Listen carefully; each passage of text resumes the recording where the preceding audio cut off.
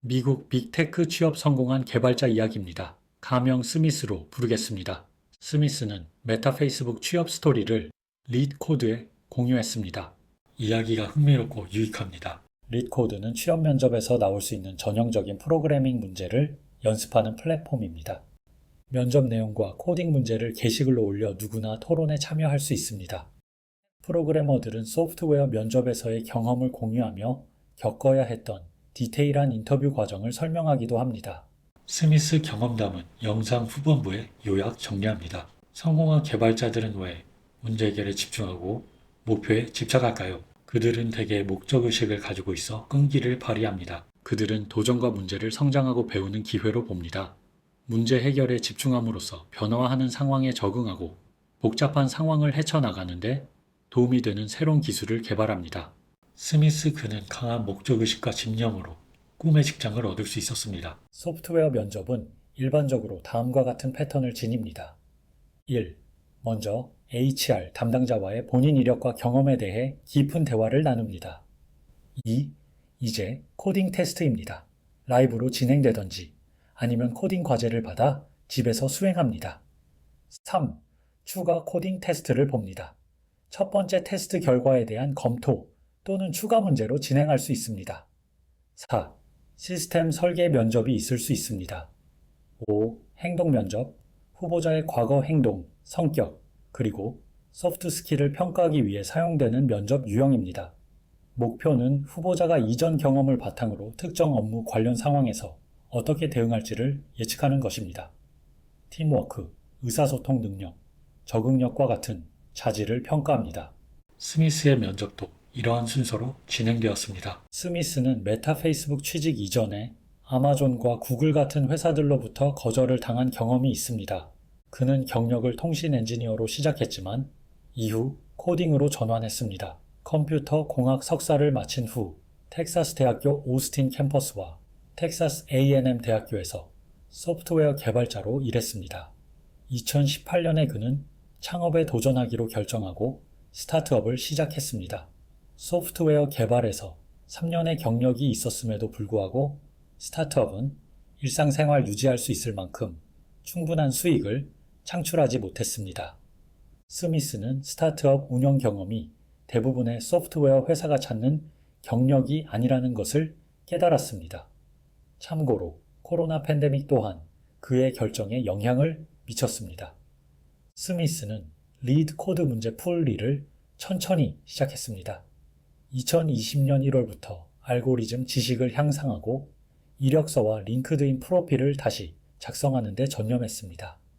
그는 소프트웨어 개발 경력이 부족하고 회사들이 경력 공백을 좋아하지 않는다는 것을 깨닫고 대기업에 지원할 자신이 없었습니다.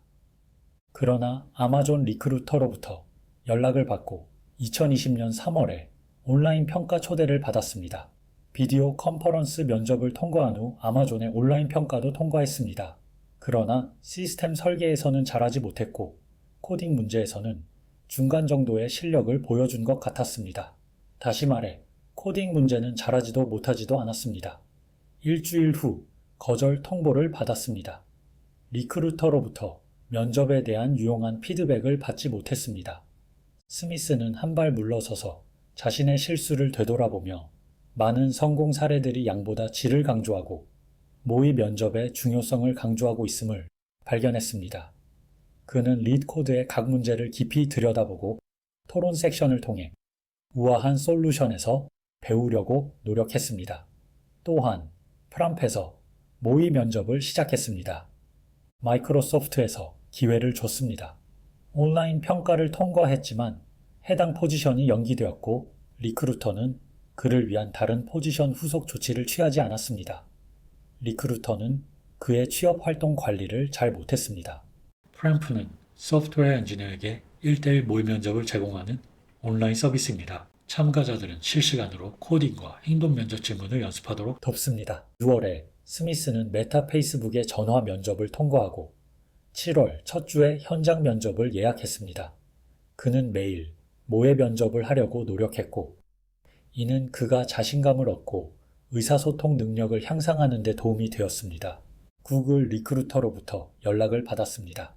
특이하게도 전화 면접을 건너뛰고 바로 현장 면접을 진행하게 되었습니다. 페이스북 모의 면접은 그가 4개의 코딩 문제 중 2개를 힌트 없이 해결하고 2개는 힌트를 받아 해결하는 데 도움을 받았습니다. 한 코딩 라운드에서는 중요한 SG 케이스를 놓쳤습니다. 일주일 후 리크루터는 그의 현장 면접이 고용위원회 심사에 갈 만큼 충분히 좋았다고 알려주었습니다.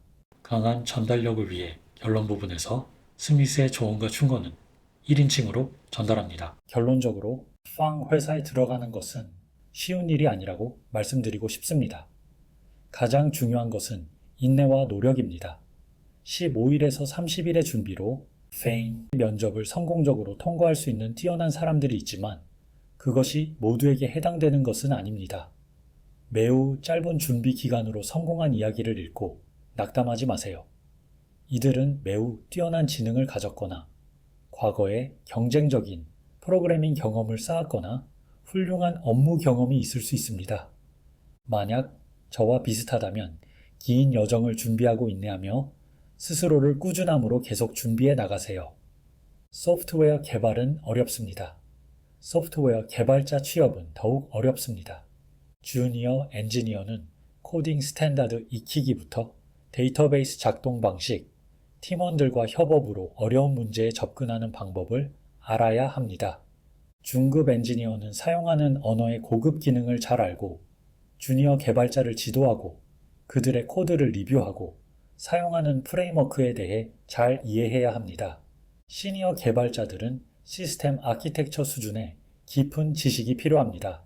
데이터 집약적인 시스템을 포함해서 복잡한 소프트웨어 시스템을 구조적으로 파악해야 합니다. 소프트웨어 엔지니어가 되려면 꾸준한 코딩 연습과 인내가 필요합니다. 문제 풀이에 대한 높은 집중력, 헌신이 필요합니다. 레드 코드 게시판에 나와 있습니다.